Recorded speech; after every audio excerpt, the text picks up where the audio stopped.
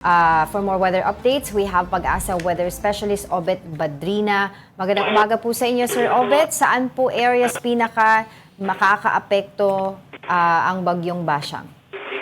Magandang umaga po, gayon din po sa lahat ng mga tagapakinig natin. So base po sa ating latest track nga as of 8 a.m. update po natin, ito pong bagyong Basyang ay posible pong maglandfall dito sa may bahagi ng Surigao del Sur. Kaya po sa tanong po ninyo kung ano yung mga lugar na pinakamaapektuhan ng bagyo, ito po yung mga lugar kung lalo na po kung saan nakataas ang Tropical Cyclone Wind Signal number 2, itong area ng Caraga at Northern Mindanao. At ito po ay lalapit sa bahagi ng Kabisayaan. So asahan din po ng mga kababayan natin sa Visayas, lalong-lalo na po sa may southern part ng Visayas. So ito po yung areas, partikular na sa may Negros Oriental, southern part ng Cebu, ng Bohol, at ganyan sa may Panay Island. Asahan din po itong magiging maulang panahon, kasama rin po yan yung Siquijor at Camiguin area. So asahan po ng mga kababayan natin yung mga potensyal ng malalakas na mga pagulan na maaaring magdulot ng mga pagbaha at pagguho ng lupa sa mga susunod po na araw. Lalong-lalo na po,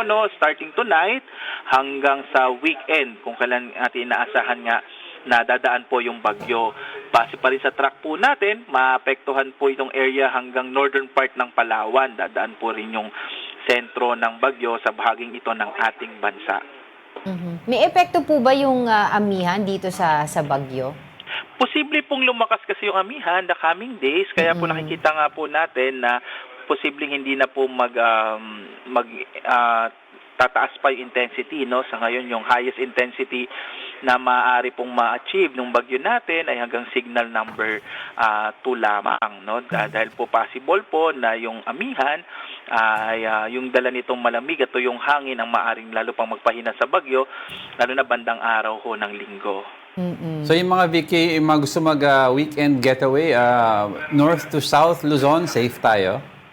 Dito po sa may Northern Luzon, yes po, masasabi po natin na wala naman pong direktang maging epekto yung bagyo at kung magkakaroon man ng mga pag-ulan, mga light rains po yung inaasahan natin.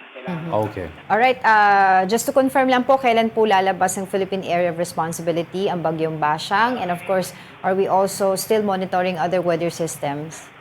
Posible pong hindi na lumabas po ng Philippine Area of Responsibility ang bagyong Basyang base kasi sa ating latest track, mas nakikita po natin yung potential na ito ay maging isang low pressure area na lamang pagdating ng araw ng linggo. Okay, para malusaw na lang or humina na lang. Opo, dahil nga po ito sa posibleng maging epekto ng amihan sa mga susunod na araw. Alright, thank you for the updates. Pag-asa Weather Specialist Obet Badrina.